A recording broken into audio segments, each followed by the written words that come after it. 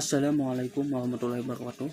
Perkenalkan, nama saya Asep Ahmad Abdul Aziz, dari jurusan Akidah dan Filsafat Islam semester 7 kelas A.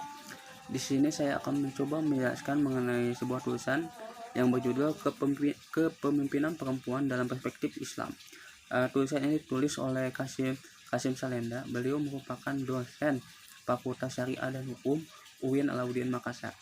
Tulisan ini dimuat di dalam jurnal Arisalah volume 12 nomor 2 November 2012. Tujuan dari ditulisnya artikel ini sendiri adalah untuk mendapatkan informasi mengenai permasalahan kepemimpinan perempuan dalam Islam yang masih menjadi kontroversi. Dengan adanya ulama yang memperbolehkan dan ada pula yang melarang kepemimpinan perempuan ini. Metode yang digunakan penulis sendiri adalah berupa library research. Jadi penulis tidak langsung turun ke lapangan, akan tetapi mengumpulkan bahan-bahan yang berkaitan dengan tema yang ingin ditulis, dengan tema yang ditulis seperti jurnal, artikel maupun buku maupun lainnya, lalu menganalisanya. Penulis menggunakan pendekatan sosiohistoris dan gender dengan tinjauan falsafi atau lebih tepatnya filsafat hukum Islam. Di dalam artikel ini dijelaskan bahwa posisi perempuan pada masa sebelum datangnya Islam sangat tidak berdaya, bahkan bisa disamakan dengan barang yang bisa dijual dan juga diwariskan.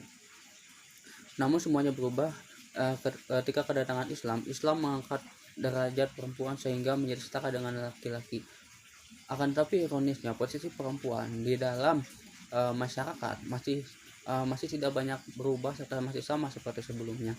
Hal ini disebabkan karena persepsi masyarakat masih memandang rendah perempuan serta bersikap skeptis terhadap ayat-ayat yang membahas mengenai perempuan serta hak-haknya. Masyarakat Islam pada saat itu juga seolah masih belum menerima dengan penuh tentang adanya kesetaraan gender antara laki-laki dan perempuan. Hal ini dibuktikan dengan tidak dilibatkannya perempuan di dalam masalah sosial, juga masalah pemerintahan politik.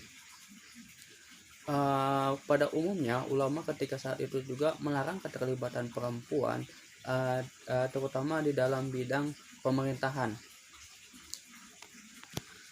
Terkecuali Imam Abu Hanifah yang memperbolehkan perempuan menjadi hakim di dalam urusan perdata serta urusan lainnya yang menyangkut harta, serta At-Tabari yang membolehkan perempuan untuk menjadi hakim di dalam segala urusan. Meskipun pada hukumnya pakar hukum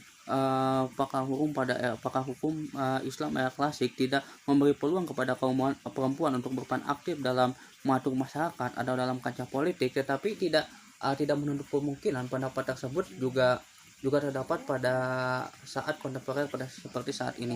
Maka dari itulah terdapat dua pendapat mengenai keterlibatan perempuan serta boleh tidaknya perempuan dipilih diangkat menjadi seorang pemimpin. Ada ulama yang tidak membolehkan serta ada pula ulama yang membolehkan.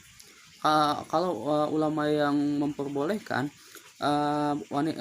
perempuan diangkat sebagai pemimpin memahami bahwa menurut kaidah usul fikih, suatu nas baru dapat dikatakan menunjukkan larangan keharusan bisa bila memuat setidaknya 4 hal, yakni secara redaksional nas dengan tegas mengatakan haram, yang kedua larangan tersebut diungkapkan dalam bentuk nahi, yang ketiga mengandung ancaman, yang keempat menggunakan redaksi lain yang menurut gramatika bahasa Arab menunjukkan tuntutan yang ada dalam ayat tersebut harus dilaksanakan. Akan tetapi nas-nas yang melarang keterlibatan perempuan di dalam bidang politik serta larangan perempuan untuk terlibat aktif tidak secara eksplisit mengandung 4 unsur hal ini.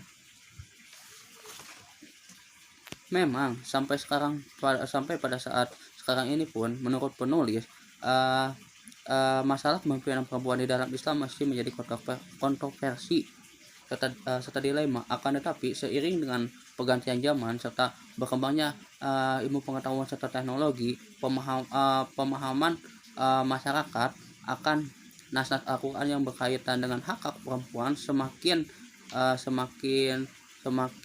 semakin jauh juga semakin lebih baik. Sebagai contoh kasusnya, penulis mengangkat 3 negara yang mayoritas penduduknya menganut agama Islam, yaitu Mesir, Pakistan, dan Bangladesh. Pada awalnya ketiga negara ini dan ulamanya menolak keterlibatan perempuan, serta dipilihnya perempuan untuk menjadi seorang pemimpin. Akan tetapi seiring dengan berjalannya waktu, juga berkembangnya ilmu pengetahuan, ketiga negara ini pada akhirnya memperbolehkan perempuan diangkat sebagai pemimpin. Contohnya di Pakistan, setelah Jenderal Zia-ul Haq, diangkatlah Benazir Bhutto sebagai seorang perdana menteri. Saya sendiri sependapat dengan tulisan yang ada dalam artikel ini, karena agama Islam sendiri telah memberikan hak serta kewajiban yang sama kepada laki-laki dan perempuan. Kalau laki-laki itu bisa dipilih sebagai pemimpin, maka perempuan pun bisa untuk menjadi seorang pemimpin. Karena menjadi seorang pemimpin bukan masalah tentang itu laki-laki atau perempuan, akan tetapi yang diutamakan masalah kemampuan serta kesanggupan di dalam memimpin. Kalau dihubungkan dengan uh, yang selama ini saya pelajari di dalam mata kuliah agama dan gender, tulisan ini sangat berhubungan sekali ya.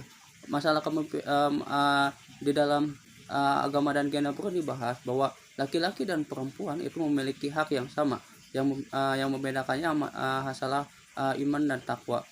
Jadi perempuan pun bisa menjadi seorang pemimpin kalau dia mempunyai kapasitas serta kapabilitas yang cukup untuk memimpin. Baiklah, cukup sekian yang bisa saya sampaikan.